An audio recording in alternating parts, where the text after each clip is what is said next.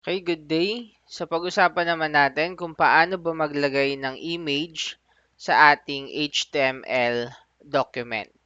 So parang ganito lang sa nakikita nyo sa ating screen. Meron tayong heading para sa title, paragraph para sa meaning ng ating ginamit na tag, and para sa attribute na ating gagamitin, at yung pinaka image or picture. So, para magawa natin ito, gagamit pa rin tayo ng Visual Studio Code. Ayan. So, ito yung ating naging previous topic. Naglagay tayo ng link papunta sa YouTube. So, gagamitin pa rin natin yung same folder. Para sa mga bago lang, pwede nyong gawin muna ay mag-create ng bagong folder sa desktop. Tapos, ipangalan nyo na lang yung HTML para organize yung ating files sa folder na ito. So sa akin, nakabukas na dito sa may Visual Studio Code. Para sa mga bago lang, punta na lang kayo ng file, then open folder kapag nakapag-create na kayo. Then, makikita nyo dito yung pangalan ng folder. At kung may laman na yan, makikita natin sa loob. Okay. So, para magawa na natin yung paglalagay ng image, create tayo ng bagong file. So, right-click lang ako dito sa may ilalim ng link.html, then new file. Then, ang ipapangalan ko dito ay number 2 para sunod-sunod. Tapos, src.html.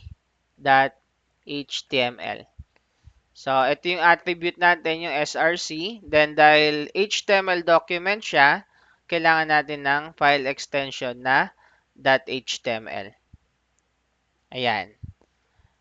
Then, pwede na natin simulan yung coding. So, katulad lang ng dati, mag-i-start tayo ng doctype HTML. Then, i-click ko na lang yung tab para siya na yung mag-fill nung kasunod na characters. Okay? So, nagawa na natin yung doctype HTML. Then, dahil ito ay isang HTML document, kailangan meron tayong HTML element. So, meron tayong start tag and closing tag. Then, i-enter ko lang to para mailagay ko yung laman ng ating HTML element. So, katulad lang doon sa previous topic, hindi muna tayo gagamit ng head.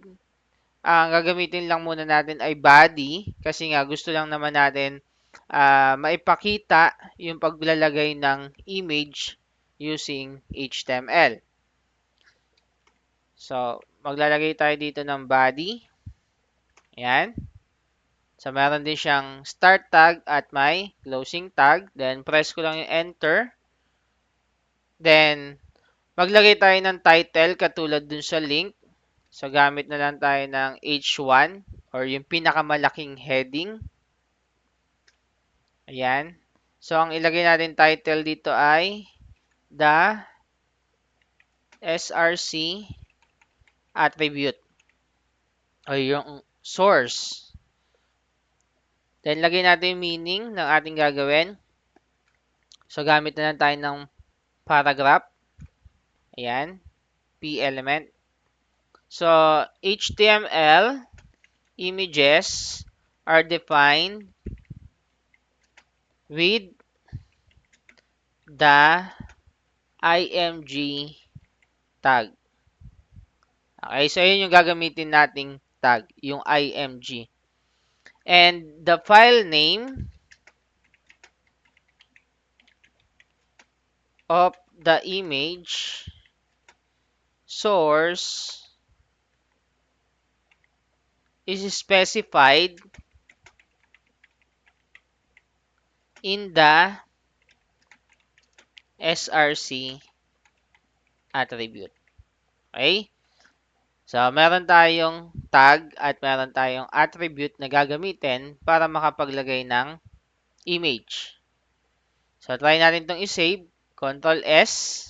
Check natin yung output. Punta tayo dito sa folder. Dapat dalawa na yung laman nito. Ayan, meron na tayong SRC. Ayan.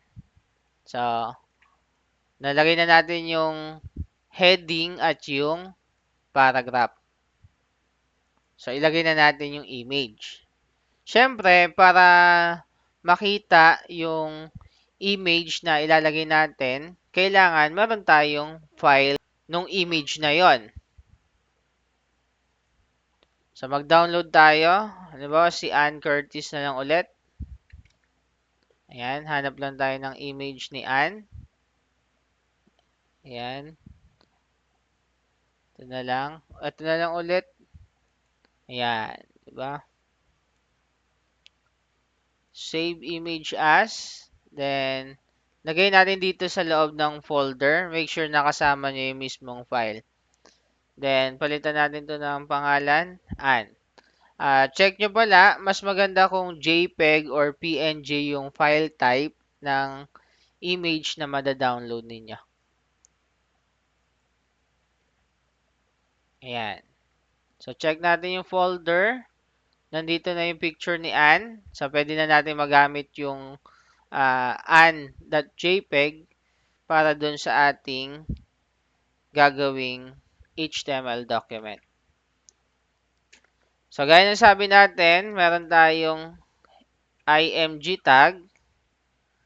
Nga pala, ang image tag ay walang content at walang closing tag. Okay? Kasi nga, ang nilalagay natin ay image. Hindi natin kailangan ng text na ilalagay para magkaroon ng content. Okay? So, pakitandaan na wala siyang content at wala siyang closing tag. Katulad ng line break. Ayan. Then, idagdag na natin yung attribute. So, gaya ng sabi natin, ang attribute ay nilalagay sa start tag. So, lagyan natin src. Then, ang attribute ay may pangalan, yung src, at may value. Ano yung nagsiseparate sa pangalan at sa value? Yung equal sign. And ang value kailangan nakalagay sa quotation. Pwedeng double quote, pwedeng single quote. Then, ilalagay lang natin yung pangalan ng picture. Kung mapapansin ninyo, nung tinype ko yung A, lumabas na agad yung an.jpg. So, i-click ko na lang ito. Then, pwede na nating lagyan ng greater than. Then, pag sinave natin yan, Control S, check natin yung output. Refresh natin. Ayan na siya. Okay? So, i-show na yung pinaka-image ni Ann. Ngayon, kapag gusto ninyong i-adjust yung size nito, meron tayong tinatawag na width and height attribute. So, testing natin. Adjust natin yung width. Ayan, yung lapad. Gawin natin, halimbawa, 300. Then, save natin. Control S. Then, try natin i-refresh. Ayan. So, kusa na rin mag-a-adjust yung height niya. Okay, pero kung gusto ninyong i-adjust yung width saka height, pwede rin naman. So, dito sa code natin, idadagdag lang natin yung height. Halimbawa, 100. Ayan. Testing natin i-refresh. Ayun. Kaso lang, dahil hindi yun yung proportion or tamang proportion ng height and width, ayan. So, na-compress yung height ng image natin at nawala sa tamang ayos. So, pwedeng gawin dyan, tanggalin na natin yung height. Ayan, para kung ano yung tamang proportion, yun yung ipapakita ng ating HTML document. Okay, so ganyan lang maglagay ng image using HTML or image tag at source attribute. Ngayon, para ma-explore ninyo, try ninyong magdagdag pa ng ilang image. Tapos, testing nyo rin yung kusang bumababa ng image. Ano yung tag na kailangan yung gamitin. Okay? That's all for today. Thank you.